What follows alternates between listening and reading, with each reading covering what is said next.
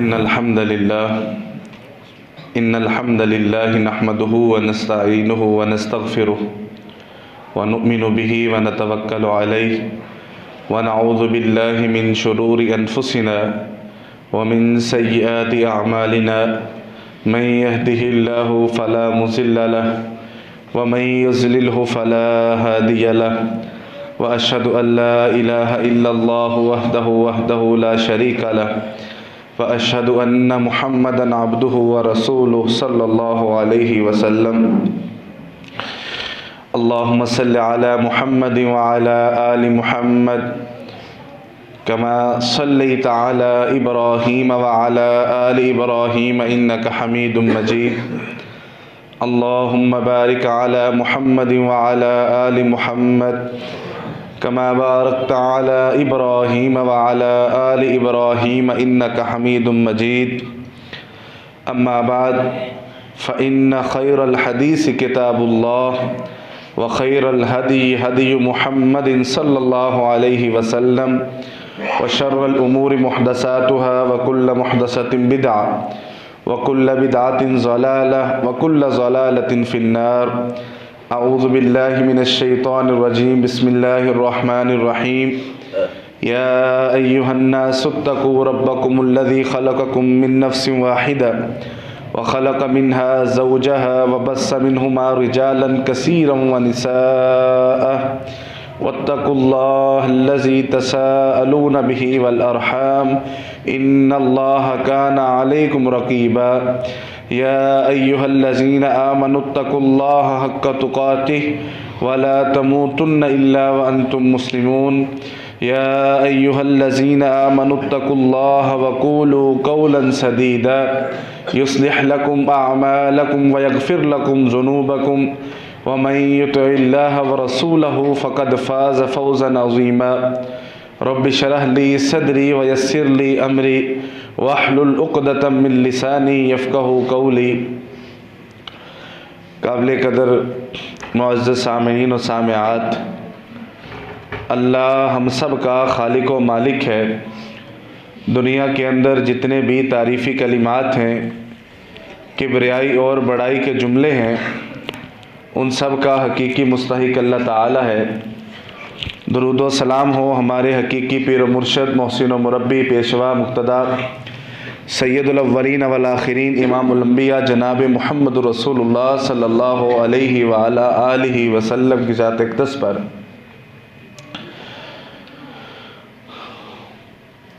گزشتہ چند خطبات سے سورۃ البقرہ کے اندر موجود سودی معاملات اور اس کے نقصانات اور گناہ کے متعلق اللہ تعالیٰ کے فرامین کی تفسیر کو بیان کر رہے تھے۔ چونکہ گزشتہ خطبے میں وہ عنوان مکمل ہو گیا تھا، اس کے بعد اللہ تعالیٰ نے ایک آیت میں اس معاملے کے اندر ایک تنبیہ فرمائی ہے، ایک اشارہ کیا ہے، کہ نصیحت کی ہے۔ پھر اس کے فوری بعد اللہ تعالیٰ نے جو قرض کے اوپر سود ہے یا سودی معاملات ہے، اس کے اپوزٹ اور مخالف جو چیز ہے یا اس کے سامنے مد مقابل جو چیز ہے وہ قرض ہے، قرض حسنہ ہے۔ اس قرض کے معاملے کے اندر کس طرح شرعی رہنمائی ہے آپسی مسلمانوں کے لیے، اس کا بیان ہے۔ اور اس کے بعد اللہ تعالیٰ نے ایمان کی اور اپنے رب کے حضور پیش ہونے کی چند باتیں کی ہیں، ایک دو آیات بیان کی، اور اس کے بعد سورۃ البقرہ کو مکمل کر دیا۔ تو یہاں پر ہمیں یہ بات سمجھ آئی ہے کہ اب قرض کے معاملات، لین دین اور اس پر گواہ اور سارے اصول یہ بیان ہوں گے، اور اس کے بعد جو ہے نا وہ سورۃ کو جو ہے نا وہ اللہ تعالیٰ مکمل کر دیں گے۔ اعوذ باللہ من الشیطان الرجیم واتقوا یوما ترجعون فیہ الی اللہ ثم توفی کل نفس ما کسبت وہم لا یظلمون۔ اللہ تعالیٰ سود کے سارے احکام اور اس کی سارے گناہ ذکر کرنے کے بعد یہ بیان کر رہے ہیں کہ تم ڈر جاؤ اس دن سے کہ جس دن تم اپنے رب کے پاس واپس لٹائے جاؤ گے، اور تمہیں ہر وہ چیز تمہارے نفس کو واپس کر دی جائے گی جو تم نے کمائی ہوگی، اور تم میں سے کسی کے ساتھ زیادتی نہیں کی جائے گی۔ اللہ تعالیٰ نے یہ مزاج قرآن مجید کے اندر اپنایا ہے کہ جہاں اللہ تعالیٰ نیکی کی بات کرتے ہیں تو ساتھ گناہ کا، جنت کا تذکرہ کیا ہے تو جہنم کے بارے میں بتا دیا، تاکہ اگر انسان نیکیاں کر رہا ہے تو اس میں احتیاطاً وہ اس سے ڈرتا بھی رہے کہ گناہ نہیں کرنے۔ اور جہاں پر سزا کا ذکر کیا ہے ساتھ میں حوصلہ دینے کے لیے، اس کو اعتماد لانے کے لیے وہاں پر جنت کا تذکرہ بھی کیا ہے۔ اب یہاں پر ساری چیزیں بیان کر دی ہیں، سارے گناہ ذکر کر دیے ہیں، سارے بچاؤ احتیاطی تدابیر بتا دی ہے۔ اب آخر میں اللہ تعالیٰ کہہ رہے ہیں کہ آپ ایک بات کو ذہن میں رکھیے گا ضرور، اور اسی بات پر اللہ تعالیٰ جو ہے نا وہ قرآن مجید سورۃ البقرہ کے اختتام بھی فرما رہے ہیں کہ آپ نے یہ بات ذہن ضرور رکھنی ہے کہ آپ نے اپنے رب کے سامنے ایک دن ضرور پیش ہونا ہے۔ اب اس بات کو ذہن میں رکھتے ہوئے آپ اپنی زندگی کو چاہے جس طرح مرضی گزار لیں، اللہ آپ سے پوچھے گا تب ہی۔ اور ساتھ یہ بھی فرما دیا ہے کہ صرف اللہ تعالیٰ وہی آپ کو لوٹائے گا جو آپ نے کمایا ہوگا، جو آپ نے یہاں پر ڈپوزٹ کروایا ہوگا وہاں پر لینے کے لیے، جو ڈلیور کروایا ہوگا وہاں پر وصول کرنے کے لیے، صرف وہی تمہیں ملے گا۔ تمہارے ساتھ زیادتی نہیں کی جائے گی۔ ایسا نہیں ہوگا کہ تم نے یہاں پر نیکیوں کے انبار لگائے ہوں تو وہاں پر تمہیں نقصان نہیں اٹھانا پڑے گا۔ یہ میرے رب نے وعدہ کیا ہے، اگر آپ نے یہاں پر اپنے رب کے ساتھ زیادتی والا معاملہ کیا ہوگا تو آپ کو پھر وہاں پر جا کر وہی وصول کرنا پڑے گا۔ تو اللہ تعالیٰ نے اس تنبیہ کے ساتھ سود والے اور پچھلے جو ہے نا وہ مالی معاملات والے جو ہے نا وہ موضوع کو یہاں پر جو ہے نا وہ ختم کیا ہے کہ اللہ تعالیٰ کے سامنے حساب کی، پیش ہونے کی یہ والی جو ہے نا وہ یہ ہر کسی کے لیے ایک داد رسی ہے، ہر کسی کے لیے ایک حوصلہ ہے۔ مظلوم کا اس سے بڑا حوصلہ ہی کوئی نہیں ہے۔ وما کان ربک نسیا، کہ تمہارا رب بھولتا نہیں ہے۔ اگر تم نے کسی ظلم پر صبر کیا ہے اور اپنے رب پر چھوڑ دیے، پھر تم اپنے رب کے فیصلے کا اور اس کے جو ہے نا وہ مظہر کا انتظار کرو کہ تمہارے حق میں کس طرح ثابت ہوگا۔ اس کے ساتھ اللہ تعالیٰ بیان فرما رہے ہیں یا ایھا الذین آمنوا اذا تداینتم بدین الی اجل مسمی فاکتبوہ، اے ایمان والو جب تم مقررہ مدت تک کسی سے لین دین کرو تو اس کو لکھ لیا کرو۔ یہ ایک بہت لمبی آیت ہے اور یہاں سے جو شروع ہوتی میں نے پڑھی ہے، قرآن مجید کی سب سے بڑی آیت یہی ہے، لفظوں کے اعتبار سے سب سے بڑی آیت ہے۔ اسے آیت دین بھی کہتے ہیں، یعنی کہ قرض کے معاملات کے لین دین کے متعلق احکام کی آیت۔ اور جو اس سے پچھلی میں نے پڑھی ہے وَاتَّقُوا يَوْمًا تُرْجَعُونَ فِيهِ إِلَى اللَّهِ، ابن عباس رضی اللہ تعالیٰ عنہ کہتے ہیں کہ سب سے آخر میں قرآن مجید کی یہ والی آیت اللہ تعالیٰ نے نازل فرمائی۔ ایک تو یہ ہے اپنا اليوم اکملت لکم دینکم واتممت علیکم نعمتی، کہ اس دن جو ہے نا وہ تم پر دین کو مکمل کر دیا گیا۔ یہ خطبہ حجۃ الوداع میں اللہ تعالیٰ نے رسول اللہ صلی اللہ علیہ وسلم پر وحی کو اتارا۔ یہ دین کے تکمیل کی جو ہے نا وہ نشاندہی کرتی ہے، لیکن وحی کی تکمیل قرآن مجید کی اس آیت پر ہوئی تھی۔ اب یہ ترتیب نبی علیہ السلام نے بیان فرمائی ہے کہ آپ نے کس آیت کو کہاں پر اور کس صورت کو کس درجے پر جو ہے نا وہ کس نمبر پر رکھنا ہے، کس ترتیب کے ساتھ جو ہے نا وہ قرآن مجید کو جمع فرمانا ہے۔ یہ سارا رسول اللہ صلی اللہ علیہ وسلم نے صحابہ اکرام کو سمجھا دیا تھا، اور یہی چیز سیدنا عثمان بن عفان رضی اللہ تعالیٰ عنہ نے اپنے دور خلافت کے اندر اس کو جو ہے نا وہ ایک جلد کی صورت میں بنا دیا تھا، جس طرح یہاں پر ہمارے سامنے موجود ہے۔ تو یہ دیکھیں کہ اللہ تعالیٰ نے وحی کا اختتام کہ جو وہاں سے کہ شروع ہوا تھا کہ اللہ تعالیٰ نے تمہیں پیدا کیا، تمہیں علم سکھایا، اور یہ والا اختتام یہاں پر ہوا ہے کہ تم نے اپنے رب کے سامنے پیش ہونا ہے اور تم نے حساب دینا ہے۔ اس کے بعد اللہ تعالیٰ یہ بیان کر رہے ہیں کہ جب تم قرض کے معاملے میں لین دین کرو تو اس کو لکھ لیا کرو۔ اب یہ حکم جو ہے نا وہ واجب نہیں ہے، یہ مستحب ہے، یعنی کہ یہ افضل عمل ہے کہ آپ اس کو اپنا لکھوا لیں، اس پر گواہ بٹھا لیں، تو یہ تمہارے لیے اچھا ہے۔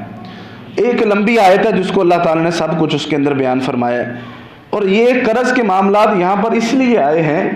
چونکہ دیکھیں اللہ تعالیٰ سود سے منع فرما رہے ہیں۔ سود نہیں لینا، اگر قرض لینا ہے تو نیکیوں کے عوض جو ہے نا وہ قرض دینا ہے، قرض کے اوپر سود نہیں لینا، کسی سے مجبوری سے فائدہ نہیں اٹھانا، یا حرام مال نہیں کھانا۔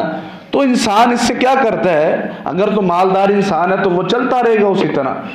اگر وہ مالدار نہیں ہے تو ظاہر سی بات ہے وہ کسی سے قرض ہی لے گا، اور قرض لے کر ہی اپنے آپ کو سٹینڈ کرے گا اور بعد میں اس قرض کی واپسی کر دے گا۔ اور اس وجہ سے اللہ تعالیٰ نے یہاں پر متصل ہی اس کے احکام کو بیان فرمایا ہے۔ پہلی بات تو یہ کر دی ہے کہ آپ اس کو لکھوا لیا کریں۔ وَلْيَكْتُبْ بَيْنَكُمْ كَاتِبٌ بِالْعَدْلِ، اور جو ہے نا وہ ایک لکھنے والا مابین کی جو تحریر ہے ان کے درمیان معاہدہ ہے اس کو انصاف کے ساتھ لکھ لے۔ وَلَا يَأْبَ كَاتِبٌ أَن يَكْتُبَ كَمَا عَلَّمَهُ اللَّهُ، اور جس کو لکھنا آتا ہے اور جو تحریر کر سکتا ہے اور درمیان میں ضامن بن سکتا ہے اس کو چاہیے کہ وہ لکھنے سے انکار نہ کرے۔ فَلْيَكْتُبْ وَلْيُمْلِلِ الَّذِي عَلَيْهِ الْحَقُّ وَلْيَتَّقِ اللَّهَ رَبَّهُ وَلَا يَبْخَسْ مِنْهُ شَيْئًا۔ اور اللہ فرما رہے ہیں کہ جس نے قرض لیا ہے، جس پر حق ہے واپسی کا، اسے چاہیے کہ وہ تحریر کروائے، اس کی املاء اچھی طرح سے کروائے اور اس میں کسی بھی طرح کی کمی بیشی نہ کرے، اللہ کا ڈر اپنے دل کے اندر رکھے۔ فَإِنْ كَانَ الَّذِي عَلَيْهِ الْحَقُّ سَفِيهًا أَوْ ضَعِيفًا أَوْ لَا يَسْتَطِيعُ أَن يُمِلَّ هُوَ فَلْيُمْلِلْ وَلِيُّهُ بِالْعَدْلِ۔ اور جس نے اگر قرض وصول کیا ہے، اگر وہ نادان ہے یا کمزور ہے یا وہ استطاعت نہیں رکھتا کہ وہ اس کی درستگی کر دے، تو کوئی اس کا بڑا اس کے لیے تحریر کروا دے انصاف کے ساتھ۔ وَاسْتَشْهِدُوا شَهِيدَيْنِ مِن رِجَالِكُمْ، اور تم اپنے اس معاہدے پر دو گواہ بٹھا لو، دو مردوں کو۔ فَإِن لَّمْ يَكُونَا رَجُلَيْنِ فَرَجُلٌ وَامْرَأَتَانِ مِمَّن تَرْضَوْنَ مِنَ الشُّهَدَاءِ أَن تَضِلَّ إِحْدَاهُمَا فَتُذَكِّرَ إِحْدَاهُمَا الْأُخْرَىٰ، اور اگر تمہیں دو مرد نہیں ملتے تو ایک مرد اور ایک مرد کے مقابلے میں دو عورتوں کو گواہی کے لیے لے لو۔ وہ اس لیے لے لو کہ اگر ایک عورت ان میں سے بھول جائے تو دوسری اس کو یاد کروا دے۔ وَلَا يَأْبَ الشُّهَدَاءُ إِذَا مَا دُعُوا، اور کوئی بھی گواہی دینے کے لیے انکار نہ کہے جب اس کو بلایا جائے۔ وَلَا تَسْأَمُوا أَن تَكْتُبُوهُ صَغِيرًا أَوْ كَبِيرًا إِلَىٰ أَجَلِهِ، معاملہ چاہے چھوٹا ہو یا بڑا ہو اس کو جو ہے نا وہ لکھ لینا چاہیے اس کی مقررہ مدت تک کے لیے۔ ذالکم اقسط عند اللہ واقوم للشہادۃ وادنا اللہ ترتابوا، اور یہی کچھ بہت بہتر ہے جو اللہ تعالیٰ نے تمہارے لیے اتارا ہے، اور یہ تمہاری گواہیوں کو بھی مضبوط کرتا ہے اگرچہ معاملہ چھوٹا ہی ہو۔ الا ان تکون تجارۃ حاضرۃ تدیرونها بینکم فلیس علیکم جناح الا تکتبوها، اور اگر تم معاملہ جو ہے نا وہ نقد کرتے ہو تو تم پر جو ہے نا وہ اس چیز کو کرنا یہ لازم نہیں ہے، اس کو لکھوانا۔ وَأَشْهِدُوا إِذَا تَبَايَعْتُمْ، اور تم گواہ بنا لیا کرو جب تم بیع کرو، خریداری نقد کرو۔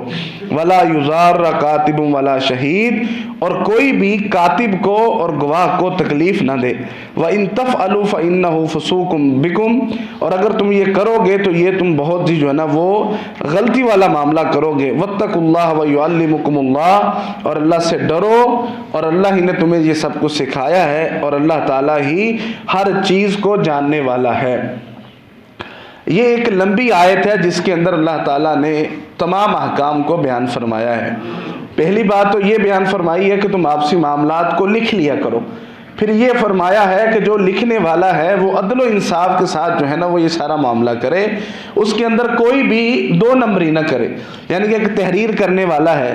تو تحریر کرنے والا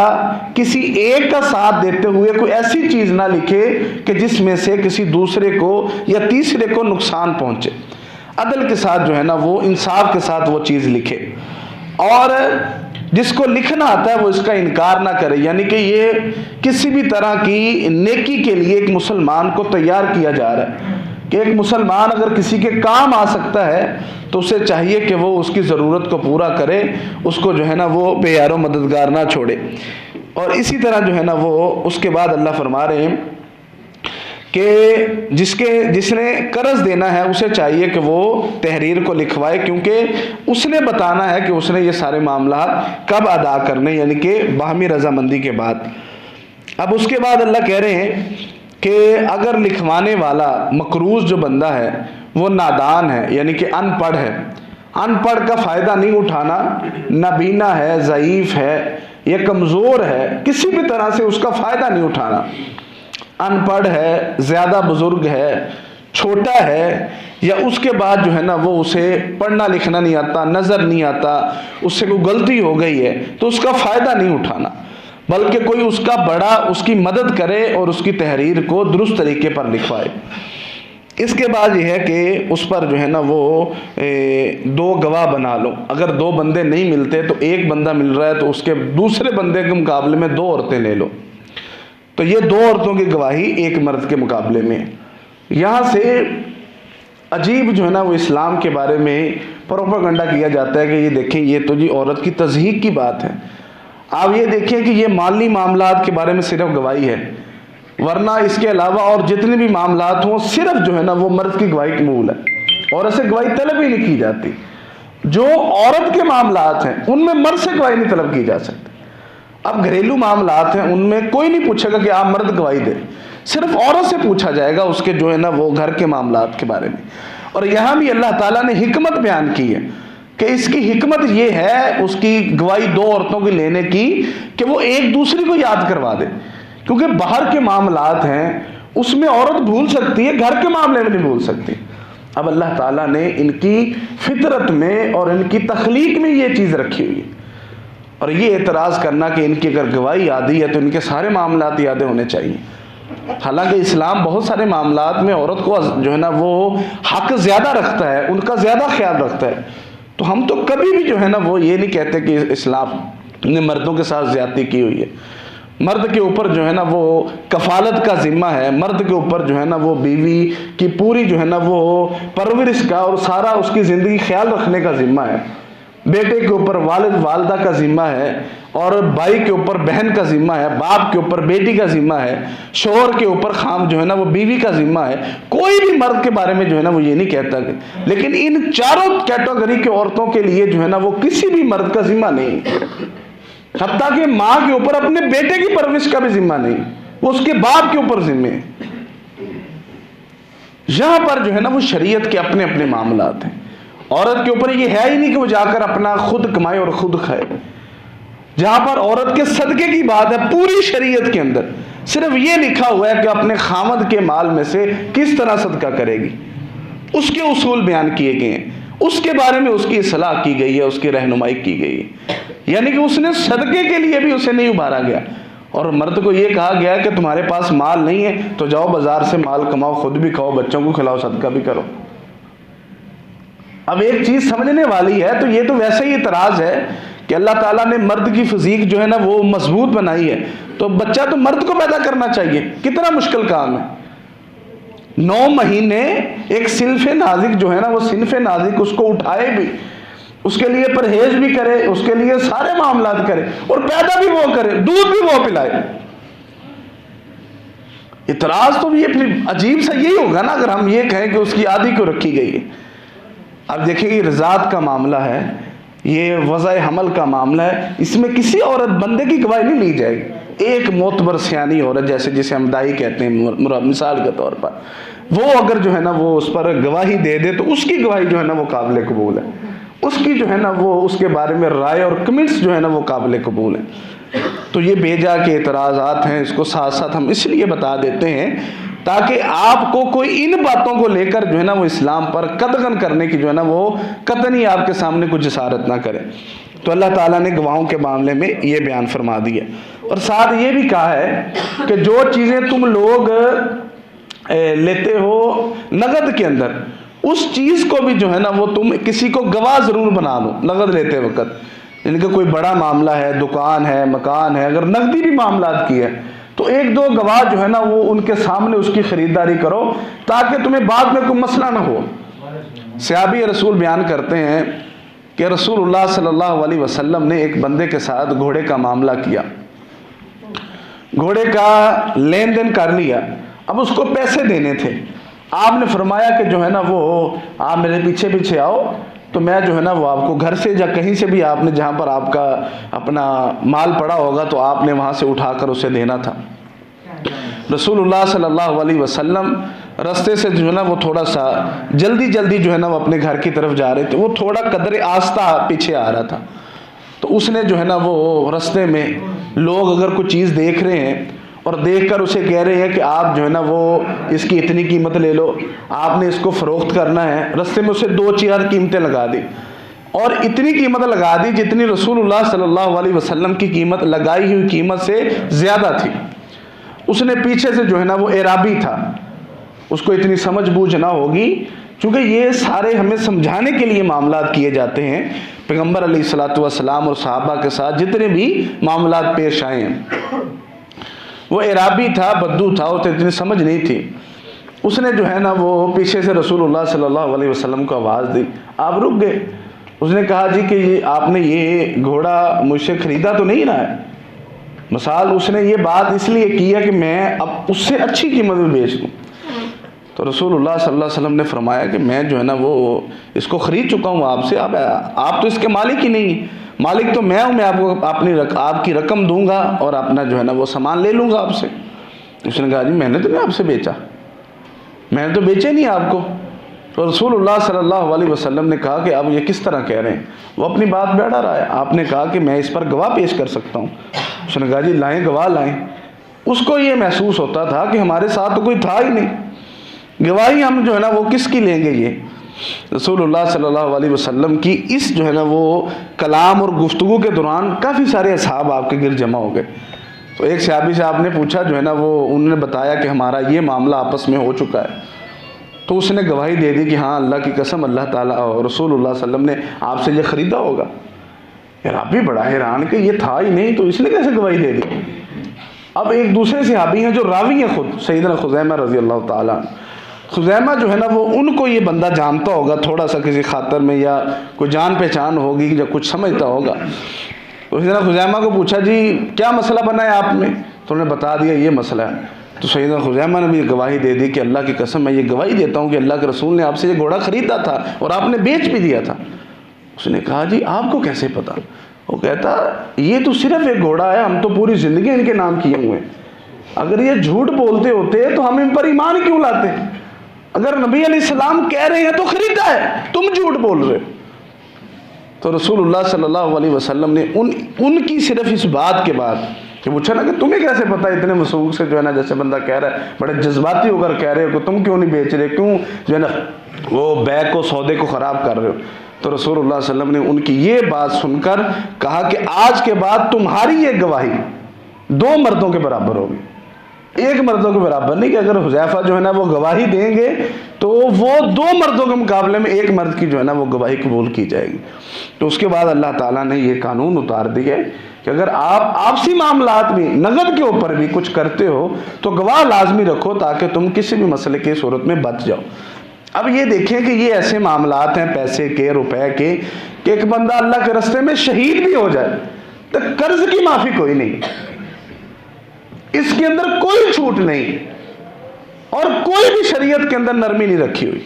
آپ نے لینا ہے تو مقررہ مدت کے لیے لیں، ورنہ شریعت اس بات کی جو ہے نا وہ پیروی نہیں کرتی۔ شریعت اس بات کی پیروی کرتی ہے کہ آپ خودداری کے ساتھ رہیں، آپ اپنے چادر دیکھ کر اپنے پاؤں کو پھلائیں، اور آپ اپنی قناعت کے اوپر جو ہے نا وہ گزارا کریں، اور بہت ضروری اگر ہو تو آپ پھر قرض کو لیں،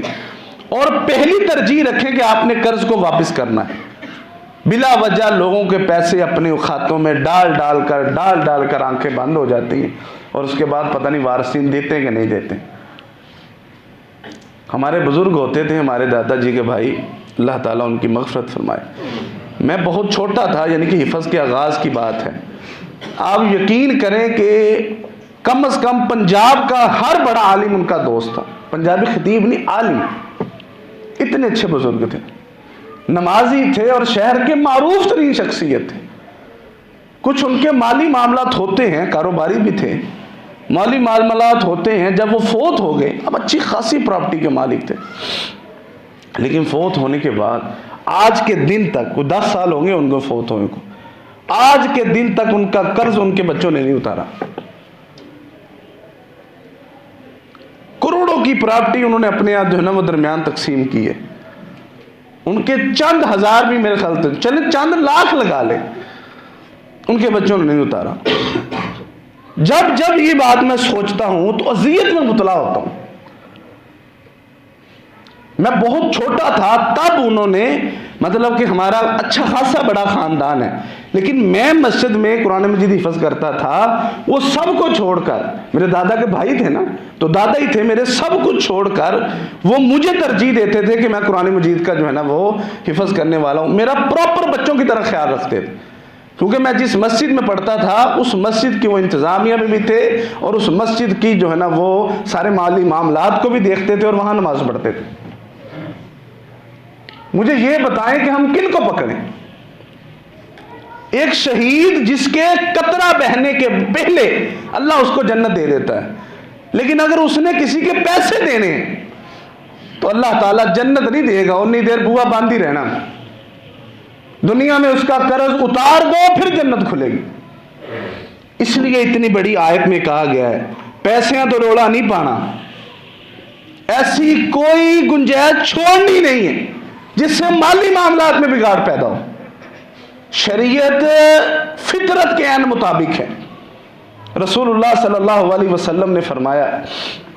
مزدور کا پسینہ خشک ہونے سے پہلے اس کو مزدوری دے دو۔ کیوں؟ یہ کیوں نہیں کہا کہ مزدور کو اس کے بعد چائے پلاؤ مزدوری کروانے کے بعد، اس تو بعد انہوں جو ہے نا روٹی کھواؤ، اس تو بعد پیسے دو؟ نہیں، فطرت یہ کہتی ہے کہ جو میں نے محنت کی ہے، جو میں نے کمایا ہے، وہ میرے ساتھ میں ہونا چاہیے۔ آپ کسی کی تنخواہ لیٹ کر کے دیکھو، آپ کے پاس کوئی ملازم ہے، وہ دن گنتا ہوگا کہ جب میرا دن پورا آئے تو میرے ہاتھ میں پیسے ہوں، چاہے تھوڑے ہوں چاہے زیادہ ہوں۔ یہ فطرت ہے کہ انسان کی، اور یہی فطرت ہے کہ مالی معاملات کے اندر اوپر نیچے نہ کریں، جتنی ضرورت ہے اتنا کاروبار کریں، بلا وجہ کسی کا 100 دینا ہے نا 80 اٹھا کے دے دیے، 20 دراز میں رکھنے، چلو کوئی نہیں 4 دن بعد دے دیں گے، 20 نہ 20 کما کے 20 انہوں دے دیں گے، 20 گلے چ رہ جائیں گے۔ اتنا رسک نہ لیجیے، وعدے کے اوپر بات کیجیے۔ جو آپ نے لکھ لی ہے، لکھوانے کا کیا مقصد ہے، گواہی کا کیا مقصد ہے کہ اس کے اوپر آپ ایک لمحہ بھی نہ جائیں۔ آپ نے اس بندے کی بات نہیں سنی کہ جو بندہ اپنے قرض کی ادائیگی کے اوپر پورا اترنے کے لیے اسے جب کشتی نہ ملی تو اس نے ایک لکڑی کو پھاڑ کر اس میں پیسے رکھے اور خط رکھا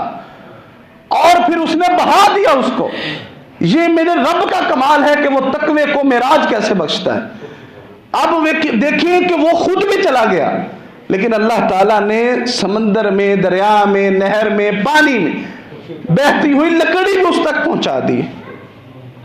اور اس کی ایمانداری دیکھو، اس نے کہا مجھے تو پیسے مل گئے۔ اب یہ تقوی ہے کہ جو اس کو اللہ تعالیٰ ہر نقصان سے پہنچا دی، یہ نہیں ہے کہ اس نے کہا جیب میں رکھ لیے، اس نے کہا اسے کڑی لکڑی جی کتنے پہنچی ہے، لکڑی سی باسی کا ڈاکیا سی کہ میرے کو اپنے آپ آ گیا۔ اللہ تعالیٰ نے نقصان نہیں ہونے دیا، بلکہ اس کی عزت اور منزلت کو بڑھا کر پیش کیا ہے۔ تو اپنی مالی معاملات کو اپنی دنیا کے اندر ہی بہتر رکھیں، اور یہ ترجیح ہے کہ آپ اس کو جو ہے نا وہ اچھے طریقے سے رکھیں، اتنا کام کریں جتنے کہ آپ کام کو جو ہے نا وہ اپنے کندھوں پر برداشت کر سکتے ہیں، اس سے بڑھا کر نہ کریں، اور اپنے اوپر گواہ رکھیں، اور گواہی دینے کے لیے ہم وقت تیار رہیں۔ یہ گواہی بھی ایک سفارش ہوتی ہے کہ جو کسی کے لیے آسانی پیدا کرتی ہے۔ اشفعوا فلتؤجروا، آپ کسی کے لیے سفارش کیجئے، گواہی دیجئے، یہ چیز آپ کے لیے اجر کی باعث، اگر نیکی کا کام ہے تو، کسی کا کام بنتا ہے تو۔ برے کام سے رسول اللہ صلی اللہ علیہ وسلم سے پوچھا گیا کہ سب سے بڑے بڑے گناہ، کبیرہ گناہوں میں کن چیزوں کا شمار ہوتا ہے؟ اللہ کے ساتھ شرک کرنا، والدین کی نافرمانی کرنا، اور آپ اس طرح بتائے، اور اس کے بعد آپ نے کہا الا وقول الزور و شہادت الزور، یہ آپ نے 3 دفعہ فرمایا، صحیح بخاری اور صحیح مسلم کی روایت۔ خبردار، جھوٹی بات کہنا اور جھوٹی گواہی دینا اکبر الکبائر میں سے ہے، کبیرہ میں سے بھی بڑے کبیرہ گناہوں میں سے ہے۔ اگر تمہیں گواہی دینی ہے، تمہیں کسی چیز پر پوچھا جائے، تمہیں پتا ہو، فوری گواہی دو اگر وہ اچھی ہے، کسی میں بھلائی کے اندر ہے۔ لیکن اگر تم نے جھوٹی گواہی دی ہے اور اپنے لیے جہنم کا ٹکڑا جیب میں رکھ لی ہے، تو تم ایسی چیز سے بچ کر ہو، بری جھوٹی گواہی گناہ ہے، چاہے وہ کسی بھی معاملے کے اندر ہو۔ سچی گواہی دو اور سچ کے ذریعے اپنے معاملات کو درست فرماؤ۔ اس لیے اللہ تعالیٰ نے اس چیز کو بیان فرمایا، اور کوئی بھی لکھنے والے کو، گواہ کو تکلیف نہ پہنچائے۔ اس کا کیا مطلب ہے؟ تکلیف یہ ہے کہ انسان اس کو مجبور کرے اپنی چدراہٹ کے اوپر کہ میں جی میں کہہ رہے ہوں میں کر، اور گواہ کو جو ہے نا وہ نقصان پہنچائے، اس کا وقت، اس کا پیسہ یا اس کی ایمانداری کو کسی بھی طرح ڈرا کے دھمکا کر یا کسی لالچ میں اس کو خراب نہ کرے تاکہ دوسری جگہ خراب ہو۔ تو اللہ تعالیٰ نے ان چیزوں کو بیان کیا کہ اللہ سے ڈر جائیں، اللہ تعالیٰ نے تمہیں یہ ساری چیزیں سکھلائی ہیں، اللہ تعالیٰ یہ ہر چیز کو جاننے والا ہے۔ یہ سارے قرض کے جو ہے نا وہ معاملات ہیں، ان سے بہرحال جو ہے نا وہ یہ قرض حسنہ بہت اچھا ہے دینے والے کے لیے۔ لینے والے کے لیے یہ ہے کہ جتنی ضرورت ہے اس کو پورا کر لے، اس کے بعد جب تک معاہدہ ہوا ہے اس معاہدے کو جو ہے نا وہ برقرار رکھے، اس کو پورا دے، پہلی ترجیح پر اس کی پوری رقم اسے واپس دے۔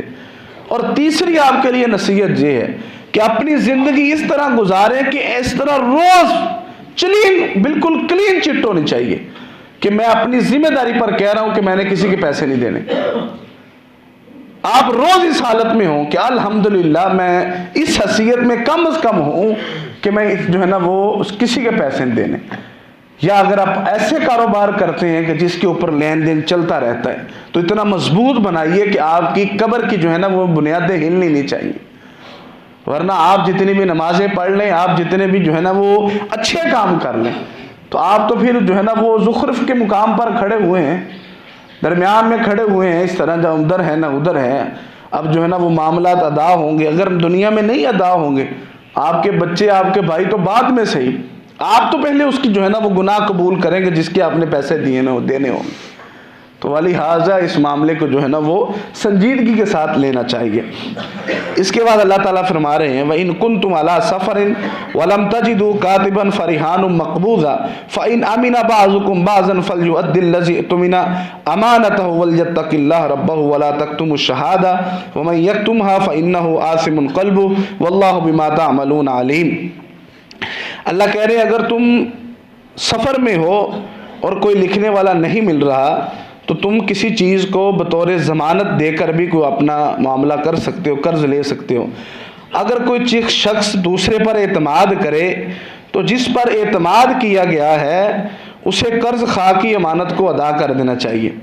اور اپنے پروردگار سے ڈرنا چاہیے اور شہادت کو چھپانا نہیں چاہیے، گواہی کو۔ اور جو شخص شہادت کو چھپاتا ہے بلا شبہ اس کا دل گناہ گار ہے، اور جو کام بھی تم کرتے ہو اللہ تعالیٰ اس کو خوب جاننے والا ہے۔ اب یہ معاملہ تھوڑا سا ڈیفرنٹ ہے کہ آپ کہیں ایسی جگہ پر ہیں جہاں پر آپ کو لکھنے والا یا گواہ نہیں مل رہے، تو ایک یہ بھی صورت ہے کہ آپ اس کو جو ہے نا وہ اس کو اپنی کوئی چیز اس کے عوض دے سکتے ہو کہ مجھے قرض دے دو اور یہ چیز بطور امانت یا بطور گروی اپنے پاس رکھ لو۔ یہ چیز حضر میں بھی ہو سکتی ہے، جیسا کہ رسول اللہ صلی اللہ علیہ وسلم نے ایک یہودی بندے سے اناج لیا تھا اپنے گھر کے لیے، اپنی زرہ کو جو ہے نا وہ رکھ کر، لیکن اس کے لیے یہ واضح ہونا چاہیے کہ تم نے بعد میں کتنے پیسے دینے اور کب دینے، یہ بالکل جو ہے نا وہ واضح طور پر ہونا چاہیے، اس میں کوئی خرابی نہیں ہونی چاہیے۔ اور یہی جو ہے نا وہ بیع السلم اور بیع السلف اسے کہتے ہیں، کسی چیز کی جو ہے نا وہ پہلے مکمل قیمت ادا کر دی جائے اور وقت سے پہلے کر دی جائے، اور اس کے بعد جو ہے نا وہ چیز، جیسے کہ گندم ہے، اب یہ گندم آئے گی 2 ماہ کے بعد، اگر کوئی کسان کہتا ہے کہ آپ مجھے جو ہے نا وہ 15 من کی قیمت ہے اندازے کے مطابق 3000 روپے یا 3200 روپے، کہیں بھی جو فریقین متفق ہو جاتے ہیں، آپ مجھے اس حساب سے جو ہے نا وہ 15 یا 20 من کے پیسے دے دیں، اسے کوئی ضرورت ہے تو میں آپ کو فلاں تاریخ کو میں جو ہے نا وہ آپ کو 15 من یا 20 من جتنا معاہدہ ہوا ہے میں آپ کو اتنی گندم دے دوں گا اور اپنی فصل میں سے دوں گا۔ یہ ایک بیع ہے، یہ بیع سلم اسے کہتے ہیں، قبل از وقت پوری ادائیگی کے ساتھ بیع کرنا، اور یہ جائز ہے، اور یہی اس کی جو ہے نا وہ صورت ہے کہ اس کو جو ہے نا وہ اس کو دے دینا اور سارا معاملہ جو ہے نا بہرحال اچھی طریقے سے اس کو ادا کر دینا۔ اور جو چیز گروی لی جاتی ہے، اس گروی چیز کو جس کے پاس رکھا گیا ہے وہ اس کو استعمال نہیں کر سکتا، اگر وہ استعمال کرے گا تو اس کا